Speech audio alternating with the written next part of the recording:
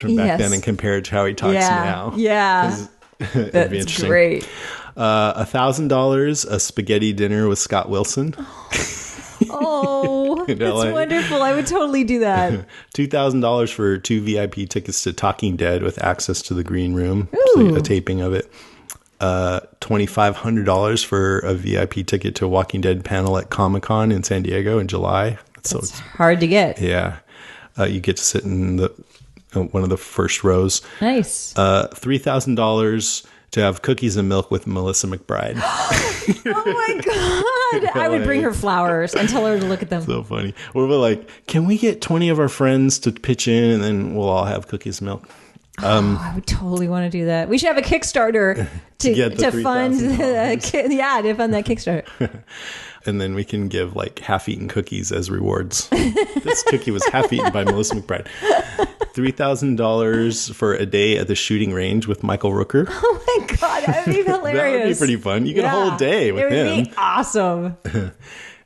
You could probably eat cookies and milk with them too. And then the last one, $4,000. This was one of the highest, second to highest, for 2 platinum VIP passes to Walker Stalker Atlanta with access to the green room, 4 autographs, 4 individual photo ops.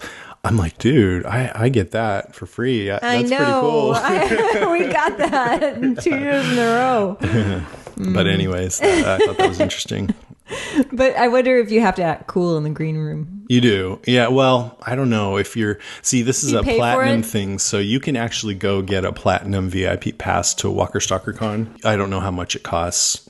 It's like over $1,000. I forget. But you get access to the green room and you have someone who escorts you around and you get to go in front of all the lines and stuff like that. But I don't know if they coach them, but I don't know. I actually don't know. You can't just go up and like sit on somebody's lap or something, you know? No, but when I saw Stephen Yun and in the green room, and I was so too shy to go over there and say, "Hi, Stephen. This is Karen from." I don't do it because I don't want. I know that's their downtime. Yeah, totally. It's to relax, right? Sitting there, shaking hands and talking to people all for day. 12 hours, you know? I know. And I just want them to feel like, okay, you have this one place where you can be safe or just relax and not have to be on. No, totally. But I just wanted to say hello, and I couldn't even bring myself to do that because I agree with you. That is their safe spot. Having said that, at the last Walker Stalker Con, I saw Enid in the break room. And I was like, how's it going? You having a good day? And she was like, yeah, it was great. And I'm like, what are people asking you the most? And she said, oh, they're asking me what happens in the show. And I don't know. But, and I also saw...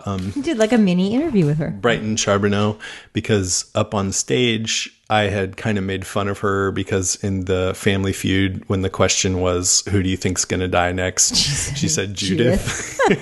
And so I was like making fun of her for that. And then in the, and she was being kind of faux defensive about it, but I wasn't sure if it was real defensive or faux defensive. So in the break room, I was like, oh, I hope that was okay. And she's like, nah, it was totally funny. And she gave me a high five. So that was cool. All right. At Paley Fest in Los Angeles, Robert Kirkman told Charlie Sheen that he could be in The Walking Dead. So that might happen. I don't know if even serious. I know. And then finally, Michael Cudlitz on Yahoo TV said it's about the finale coming up next week. It's going to piss you off. There will be tears, but also once again, like the writers have been doing pretty consistently, it tees up a new beginning in a very, very different way.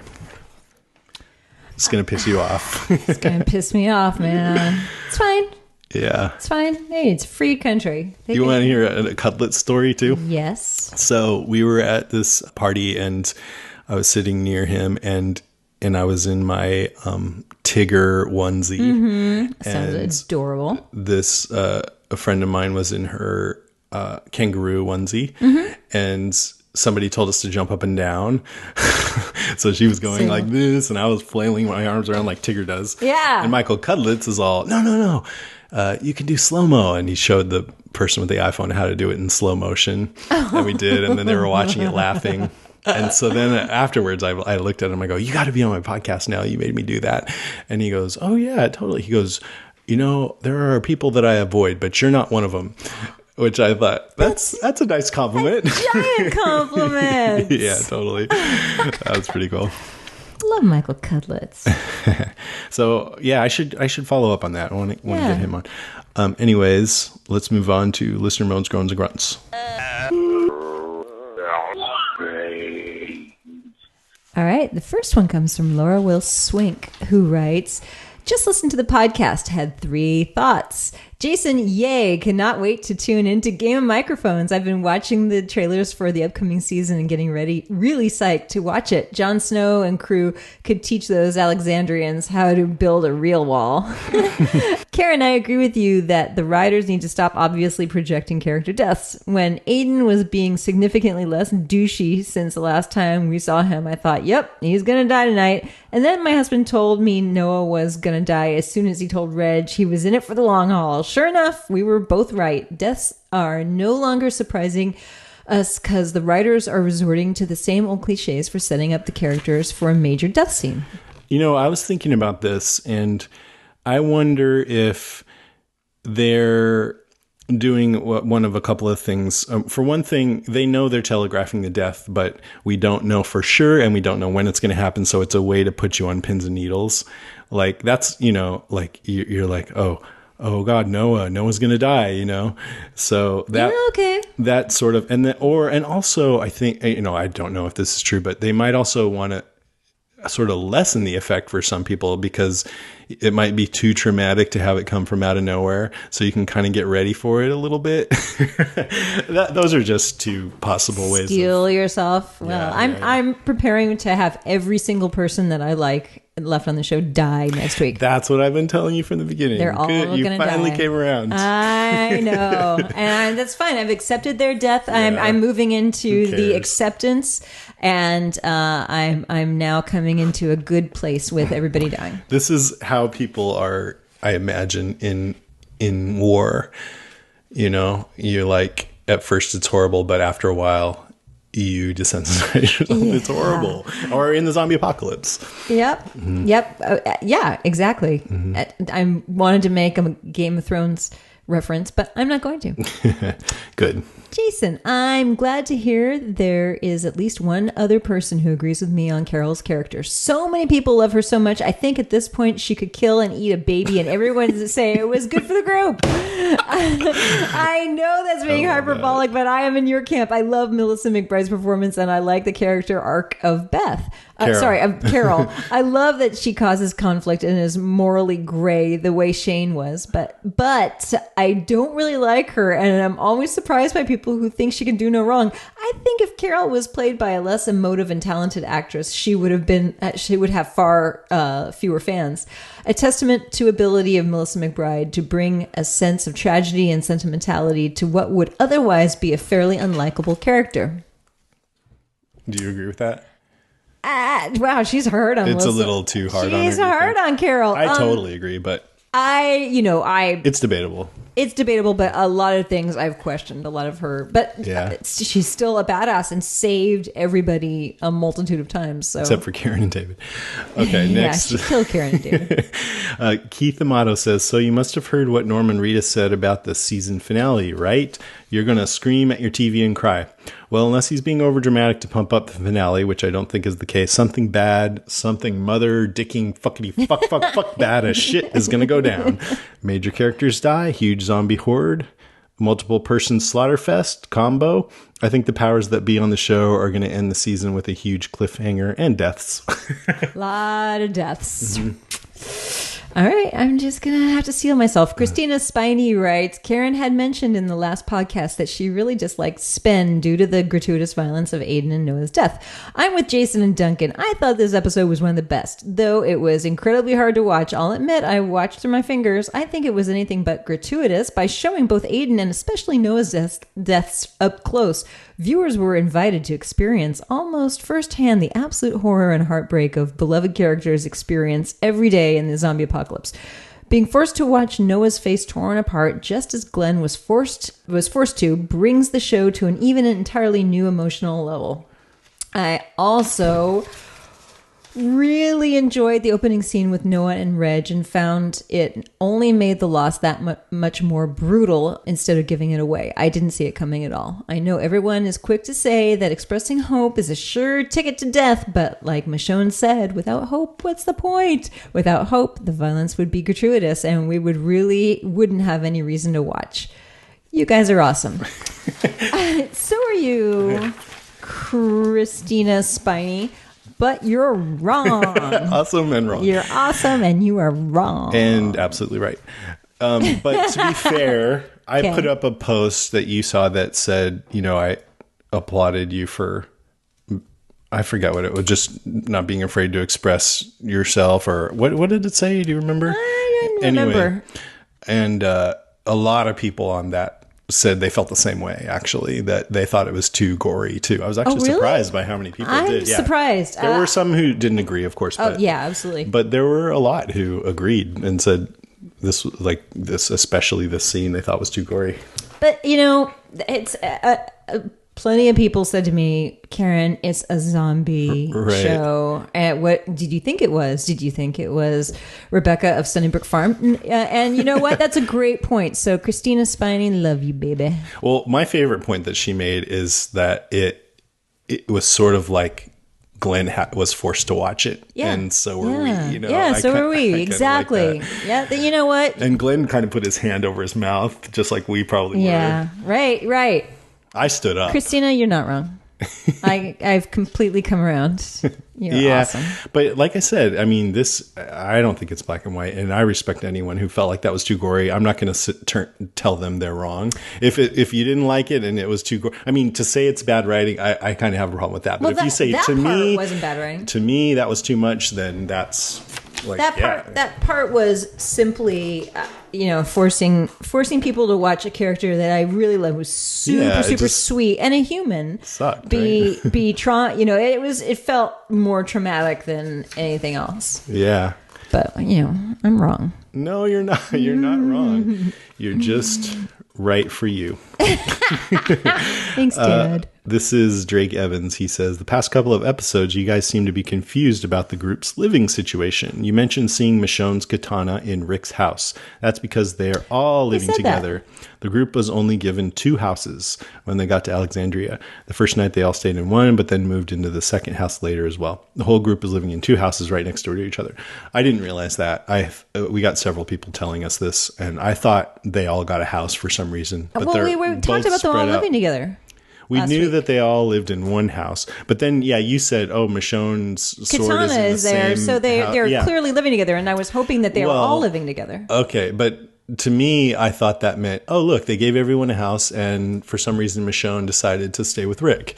But what it really means is they all got 2 houses. Yeah, and I even thought that I thought Carol might be living in that house too. Maybe, yeah. Maybe it's Rick and all the women. Well, and Carl. And Carl. Nicholas Gomez writes, even though Rick took a sip of crazy juice, I still stand behind Rick because he was very important to getting the group to where they are today. And if Deanna is so good at reading people, can she see through Nicholas's lies, or did she BS Rick with being good at poker? I like some people in Alexandria, but they are very clueless. Sorry, I have I think that she doesn't believe him, or at least she hasn't made up her mind yet. That's the way it seemed in this episode. But it's hard for her because she's not trusting Rick at all either. Just basically everyone is messed up. But I think she trusts Glenn at this point. I think Deanna sees that Glenn is a good guy. I hope so. All right. Marissa Halat says, I appreciate that in the past this show has not gone overboard with sexual violence and has used it in a realistic, not exploitative ways. However, the scene of the naked walker tied to the tree is one of the most disturbing images from the show that I can remember, and it will stay with me for a long time.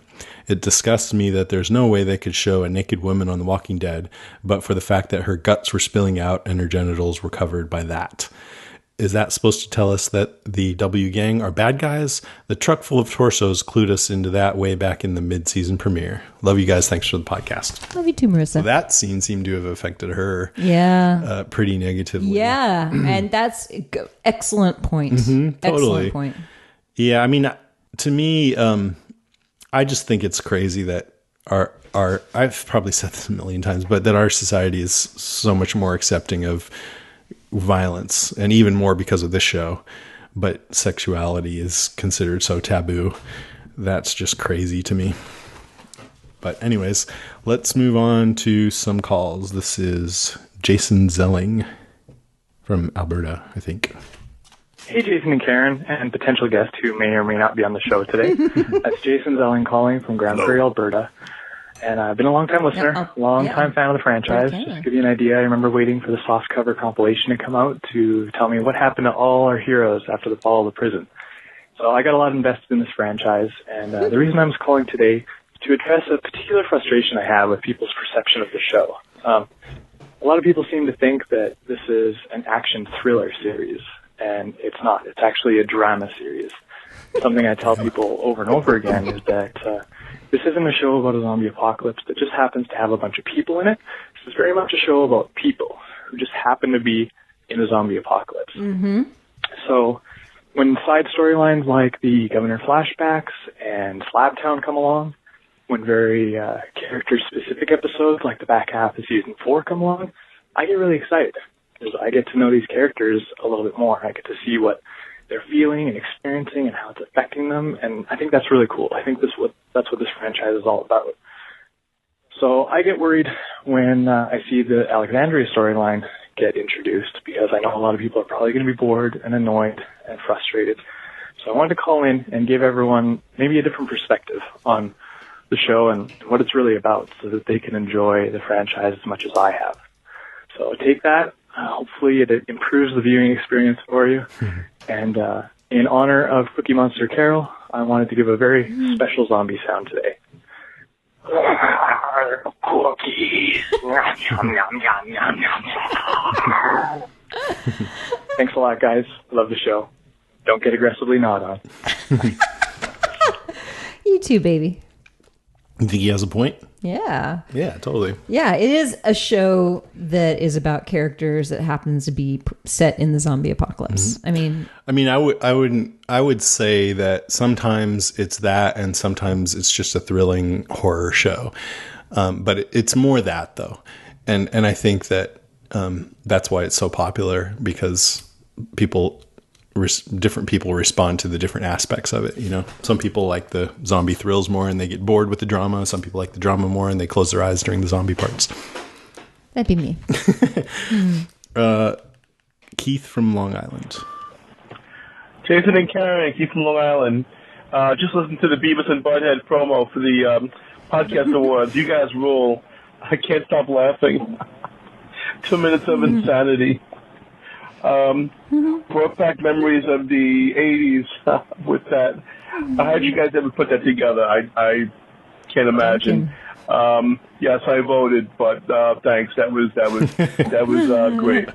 Thanks. Bye. Aw, thanks, Keith. I wanted to play because I was a little worried that most people would say, "Oh, that's so dumb," but I always thought Beavis and Butthead was at its best a smart show about dumb people. Yes. And a lot of people would just dismiss it as a dumb show, you know? But I thought it was, and sometimes it was just a dumb show, but sometimes I felt like it was really smart and subtle. Thanks, Keith. This is Harv in Santa Rosa. Hey, Jason. Hey, Karen. This is Harv up here in Santa Rosa. I really enjoyed tonight's episode. The only drawback was there were just two little things. One was that the opening sequence, I just thought that music just didn't fit. I actually, on my own, after the show, I put Crosby, Stills, and Nash's song "Our House" and replayed the opening scene, and it fit perfectly. And it ended right where Deanna was walking back into the house. It was perfect. Anyway, try it on your own to amuse yourself. All right, see ya. Bye. Thanks, man. I gotta try that. Yeah. Okay, I don't know that song, but I'll go listen to it. You know the Crosby, Stills and Nash song? Our House. Yeah, it's a very, Sing me. very, very Fine house. Two cats in the yard, et cetera, et cetera. All right, next is Idris. This is kind of a long one, I think. Hey, what's up, guys? This is Idris again, and I gotta say, I kind of didn't enjoy this episode that much today. There's certain things I'm kind of getting annoyed with. First thing being is I'm tired of them talking about, how it was outside and how it is inside. I'm getting annoyed with it. We've heard this on too many episodes. I'm done. Okay, I'm done with it. Stop talking about it, or at least stop talking about it and just show it. You know, I don't need to hear them talk about it anymore. We need a timeline on this show, okay? There's no way that they are a year or two into the zombie apocalypse, okay? Look at Carl in the first season. Look at him now. He's damn near a man compared to what he wasn't. You know, he's a boy in the first season. He's a man, almost damn near a man now. He's obviously 15 or 16 now, okay? So it obviously had to be 4 or 5 years since the zombie apocalypse started, okay? And I know their excuse for why they haven't been going through any of this crap is because I think they said that either the village or where they are, the part of the state, they are, was evacuated before when it happened. So mainly, I guess the population that would turn into zombies wouldn't be there, right? Oh yeah. But that's the thing. They have people that do the wall. I'm pretty sure they have maintenance too. The construction crew does maintenance on the wall. Okay, you got the guys that go out and scout, and then you also got the guys who scavenge, right? And now, these people are cowards. They run. They're scared. Okay, they're unprepared. They keep beating you over the head with that. Oh, they're unprepared. They're not strong like Rick and them, and they just keep beating you over the head with that. Okay? I refuse to believe that they would be out there for 4 to 5 years and not have to deal with some kind of opposition, some kind of problems. Okay, now granted, the scavenge group with Nicholas or Dickolas, like I like to call him. They had a crew, 2 people died because him and Aiden ran away, okay? But I would think that they wouldn't be that good as scavengers if they're just going to, tuck tail and run. Same thing with the construction crew. The scouts, the construction crew, and the scavenging crew should be the toughest people there, in my opinion. I'm tired of seeing this whole thing with them, everybody in this group of pussies. I'm tired of that. The next thing, unless this guy's strategically beating his wife and kids only in the torso and makes them wear long sleeve shirts, I don't see any abuse. Granted, the guy might be a dick, but I mean, if I was him, let's say I woke up from a dream. Oh, he got cut off. He can call back in either. But yeah, they don't have any bruises or anything. This is all in Carol's head. Just kidding. I know. He's just a grumpy guy. Right. And she's like, it's Ed, kill him. There was this great episode of Alfred Hitchcock Presents, Albert Hitchcock, where this woman got, I think, brutally raped, and then she was with her husband in the car later, and they're driving down the road, and she sees the guy, and she's like, there he is. And he's all right, I'm gonna go get him. And she's like, oh my God. And so he goes off and chases him into a parking lot underground or something and strangles him. And then he gets back in the car. They're driving a little ways, and she points out another guy. There he is. Oh! She's all like shell shocked. And he's like, oh shit. I have to kill a lot of people. Yeah. All right, I'll be right back. Okay, one more. This is Ken from Los Angeles. Hey guys, this is Ken Rosendo calling in from Los Angeles. Just wanted to talk about this last week's episode, which I thought was such a great setup episode. I'm so stoked for the 90-minute finale. What I really thought was interesting was somebody pointed out on The Talking Dead last night that looking at this group in Alexandria, it's a lot like looking at Rick in the group from season 1, which I think was a fantastic observations. I mean, at one point, Rick did say himself that, we don't kill the living. And now Rick is so far gone from that point, it's interesting to see how he's reacting with a group that is, years behind them now. And, of course, we're going to get to next episode, and they're going to find that when they get overrun by whatever's out there, that they're going to need Rick in the new world. So such an interesting thing that they did, and I'm super, super excited. And, oh, wait, what's that? Zombie Cookie Monster? You want to go to Carol's? Cookie. Thanks, guys. Wow. We got 2 zombie Cookie Monsters. Wow. Cookie Monster made a big appearance on the show. Do you remember? I put Cookie Monster in the show once before.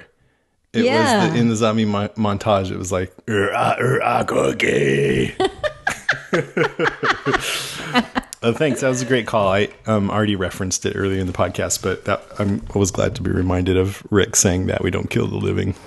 Except now. Now we do. Except I now changed we my mind. We kill the living. at the drop of a hat. So.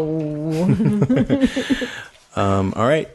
That's it for Listener Moans, Groans, and Grunts. Thanks, everybody, for your feedback. Let's move on to Comic Talk with Mr. Blog and Gracie Lou.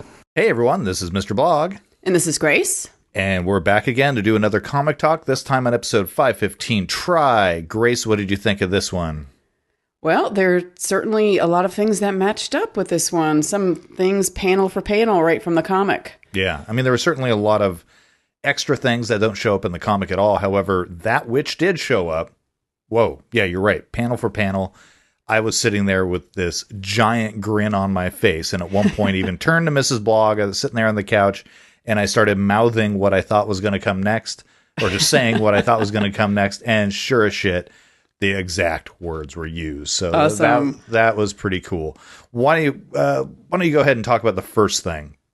Okay. And just for everyone to know, this is mostly taken from volume 13, Too Far Gone, like last week.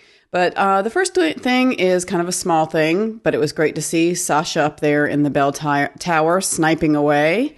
I mean, there were some iconic covers with Andrea up in that bell tower that it reminded me of so much. I was like, oh my God, that's great. I loved it. I love seeing that. So that was, I mean, and I don't think Andrea ever sat there playing, Pop the Zombie Head in quite the same way that Sasha was doing. But again, not a total analog, but damn, that was pretty cool to see. Yeah. Yeah. Well, the other thing that was just, again, straight out of panel for panel was that talk that Rick has in the graveyard with Deanna. In the comic, Rick has no clue that Pete is a surgeon at this point. So when he's talking to Douglas about it, laying out all the stuff, yeah, he and then has it comes clue out who he is. Yeah, he's the doctor, and like Douglas says that like with, I don't want to hear this, man. Come on, because I think he even starts asking him about proof, right? Yeah. So Douglas kind of suspected that there was some kind of abuse going on. And Deanna just flat out knew. And that was certainly a difference where I don't think there was any detailed history of Jesse's abuse in the same way that it was laid out in this one.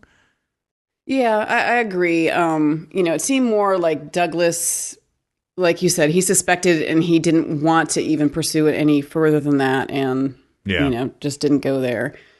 Whereas Deanna did know. What did she say? I was hoping it was going to get better. Yeah, something like that. And then, I don't know, some line about escalation. Well, the next thing is just she's going to die, sort of a deal. And I feel that was somewhat out of the book. There was something like that, but I'm not 100% sure. Well, when Rick is later fighting with maybe that's Pete, I know some of that came out too. Okay, you're right. And then, of course, comic Rick tells Douglas that forced separation would be very difficult to arrange, and he jumps straight to exile or death. Yeah, where it was a little different in the TV show, they kind of toyed around, Rick kind of threw out there the idea of trying to get them to separate and, see how that went. Yeah. And then, of course, you've already brought it up, but let's dig into this scene. Ooh, yes, the confrontation. I mean, this was amazing to watch. Just jump right off the page. I mean, the thing, and it was kind of funny because it was, it's like this TV movie trope to watch them go through the window, but it would happen. But the way they focused on the window, and you can hear the fight going on inside. And again, another point where I turned to Mrs. Blah, going, someone's going through that window, and sure as shit, I'm like, oh my god, this is amazing. It was funny to see. But in the TV show, it kind of combined two different scenes from the comic.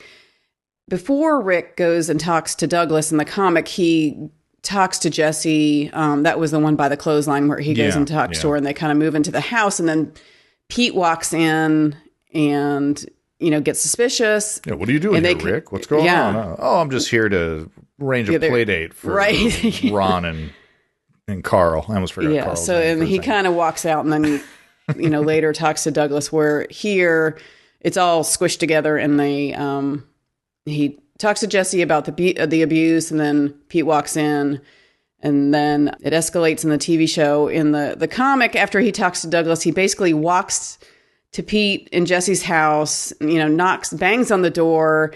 Pete opens it up, and Rick just punches him. Which I did get a kick out of the scene in the show, not at all from the comic, but where Rick is out there holding his gun when Pete shows that was creepy. And I was like, oh my God, what are they going to do with this? Are they going to really, upend the apple cart here and do something that we just don't expect or see coming? But they let it be. But I really like that scene. I was just like, oh my God, tension. I guess they needed something a little more than Rick just going off in this guy. And like we said, they just crashed right through that window. Exact. That was so cool. And then the next line. Yeah, so many of the lines were just exactly the same. And of course, it's changed up a slight bit on the TV show. It's Who the Hell Do You Think You Are versus the book, being a mature title. Who the fuck do you think you are? So that was a little different. And then when Deanna/Douglas telling Rick to stop. Oh, yeah. And then Rick pulls out the gun. Or what? You going to kick me out? Oh, wow. I mean, that was, I loved seeing that. Because it was just that same panel was right there. I mean, that's one of those iconic moments. And you're just like, oh, damn, there it is. It's right. And he looked great. He looked fantastic as Rick. And then what's your next line of, we have to control who lives here? Yeah, he has like this big long rant, and then he says, we have to control who lives there. And what did they say? That's never been more clear to me than it is right now. And that was the line that I spoke. I was sitting there on the couch, and sure enough, she said it. I'm like, oh my God, they're awesome. I mean, and just their delivery. I mean, the look on their face. You mean Douglas's me? face. Oh, I know. And then Rick, me? You mean me? And he's just shocked. And he looks so crazy, especially on the TV version when you can see really all the blood. And no kidding. Yeah. Just how crazy he was. And actually, it was interesting to see that really emoted out off of the page onto the screen, and how much really more resident and more just completely wackadoo Rick seems when you see this really played out. It's like, wow, that really is over the top, man. Yeah, reading in a comic, it's almost like, yeah, okay, all right. Well, I don't know. When I read it the first time, what are you doing, dude? When I read it the first time, I was like, what? This is not our Rick. What is he doing? Crazy, which I know a lot of viewers are feeling the exact same way. Yeah. Who is this Rick? Though we've seen this Rick in the TV show before. Yeah, his name was Shane. Well, no, I'm not even saying we've seen Rick act crazy too. Yeah, we have after Lori died, and the way that he reacted with that is kind of very similar to this as well. Yeah. And then 2 weeks ago, when you were not here, but I was chatting with Jason in Comic Talk, I had mentioned issue 75. Mm-hmm. And that's kind of one thing I was looking forward to aliens showing up, because in that issue, it has like 1 or 2 pages of letters, then this explanation about why they're going to have aliens. And then it goes to the comic again for about 6 or 8 pages. And it's just so funny because that when Michonne clocks Rick over the head with that rock, knocking him out, suddenly he wakes up in a bed like at the beginning, but it's in color. It's a different artist. He has a mechanical hand. He suddenly has like a superhero suit, and there are a ton of aliens out there, and Tyrese is explaining all of it to him, and the governor and Axel and all these people show up. So when I saw her clocking him over the head, I'm like, aliens! To switch to aliens. I really did. I thought they should have that on the Blu-rays or something when it comes out, a little supplemental material. where they actually have that. Get Chad Coleman back, get David Morrissey back, get Lou Temple back, Sarah Wayne Cal. Do it. It would be the coolest thing in the world. Do it all. Now, in the TV show, did Rick get knocked out? Because in the book, he's not like knocked out cold. He's like Michonne. Like, yeah, that's true. I think Rick gets knocked out, but I think that's just where it ends, isn't it? Yeah, you can't. I guess it focuses on Michonne, so you can't really see him. But exactly. So I'm interested to see if next week he's gonna realize, like in the comic, he looks up and he's like, "My God, what have I done?" Yeah, he realized that he just went off the reservation, and I'm kind of interested to see how that's going to play out. That pretty much covers this episode. I don't think we really had too many other things that were lifted directly from the book for this. I mean, tone, absolutely. But what do you say we get in a little extra spoilery territory and predict what's going to happen in this next episode? Okay, you have some ideas brewing? Okay, well, no, you already know. Look, I accurately predicted exactly what was going to go down in this episode. Mm-hmm. I'm very pleased with myself at the moment. I'm going to go ahead and ride with this. What I think is going to happen in the next episode, it's going to go as follows. Rick's going to come to, he's going to be all cut up and all bandied. They're going to work out that separation thing and have the separation happening for a while. Pete is going to go and stew. He's going to get pissed off. He's like, fuck this. This is my house. And he's going to get up and he's going to take a knife and he's going to go kill Rick. And he ends up getting in a little altercation with Reg. Reg tries to stop him. He's going to knife Reg, kill him. Then all chaos is going to break loose. Rick is going to get his gun back out and put it back onto Pete. And Deanna's going to say, kill him. And then he's going to kill him. And then the gunshot's going to reverberate. The wolves are going to hear that. They're going to show up at the gate. They're going to go and try to take Alexandria. But before they can make the shot on Rick, who's sitting there doing it, when he's got a laser sight on his chest, Sasha's going to go ahead and shoot that dude from the bell tower. Is going to shoot somebody else. All hell's going to break loose. And this is where I'm going to really deviate from the comic. I think Carol is going to die in this altercation. No, I don't want to hear that. That's my big prediction. I don't want to hear and that. It's going to end. Of course, all the scavengers, aka wolves, are going to be wiped out. And then it's going to end with a cliffhanger of the herd converging on Alexandria. Oh, of the herd. Okay, the No Way Out arc is going to begin. As and you were talking, Sasha will be trapped. Sasha will be trapped in the bell tower as No Way Out begins. Okay. That's my prediction. Okay, because as you were talking, I was like, well, don't they have to end on a cliffhanger? So I was wondering if they'd end on the cliffhanger of the wolves showing up, slash, that's who we think are the scavengers of the comic. But yeah, I guess that's a really good prediction. So, but they had in the TV show, they have Nicholas, getting the gun, which is, assuming that's something we didn't really talk about. Yeah. Is the fact that Nicholas is beginning to revolt against their group. This was something they do quite a bit later in the book. I knew there was something else I was forgetting about. Nicholas kind of plans that little revolt, right? And the first person that he pulls a gun on and decides he's going to take out is Glenn. Which makes perfect sense with this, that he's going to do this with Glenn as well. Although I think what they're going to do here is that is going to coincide maybe with Pete. Maybe Nicholas and Pete are going to be sitting there bitching with each other when Pete's all, this isn't my house. I shouldn't be here. I should be my wife. And Nicholas is going to say, yeah, you're right. These people, and they're going to work it all out. Get them all riled up. Oh, yeah. Maybe so. So maybe a slight tweak to my prediction, but it's going to include Nicholas trying to revolt. Because I think it may not make sense after all of this for that to happen in the way that it happened in the book. So they're going to truncate that aspect of the Alexandria arc into this. I like it. I'm good with it, too. So... You about done with this one then? Yeah, I'm done. That was a good one. Very cool. Well, I just want to remind everybody this month is a big one for the Walking Dead comic book. We had an issue 2 weeks ago. We're going to have another issue this week. So all of you guys listen to our coverage of that on Under the Comic Covers. Catch us weekly where we go over independent comics. And I think that's enough of a plug. Let's give Jason and Karen back their show. What do you say? Okie doke. Okay, thanks, Mr. Blog and Gracie Lou. Now it's time for next week on The Walking Dead. All right, next week on The Walking Dead, it is the season finale. Woo, 90 minutes. 90 minutes, hour and a half. Make sure you adjust your DVR. The title of the episode is Conquer, and the description that AMC has put out is Daryl experiences trouble on a run while Rick and his group continue to feel like outsiders in Alexandria where trouble is creeping into the gates.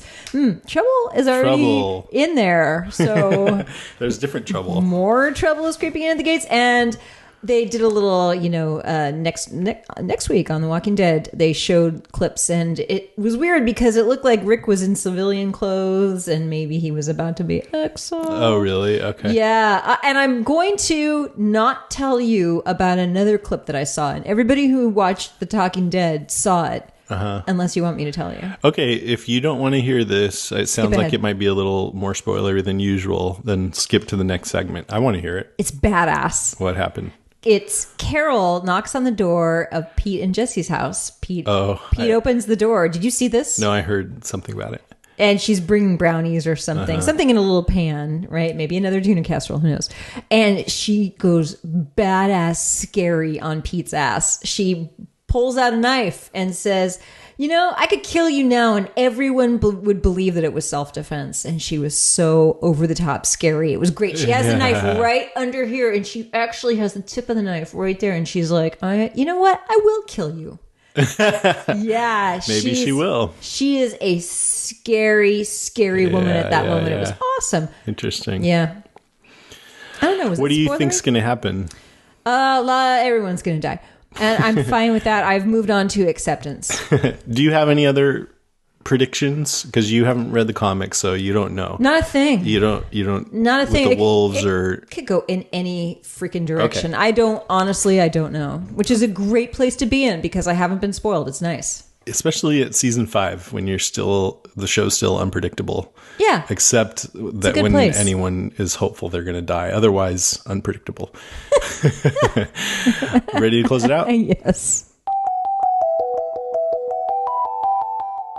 All right. That's our show, episode 178. Thank you for listening, everybody. Thanks, everybody. If you want to call us, you can call us at 650-485-DEAD. That's 650-485-3323, or click the send voicemail button on our website. You can write to us at brains@walkingdeadcast.com. You can go to our website with lots of Walking Dead news and information at walkingdeadcast.com. And thank you for clicking through our Amazon link on there whenever you shop at Amazon. We're also on Twitter at Jason and Karen, on Tumblr at walkingdeadcast.tumblr.com, and on Facebook at facebook.com/deadcast. And check out gameofmicrophones.com. That's our website for our new Game of Microphones podcast. As I'm speaking,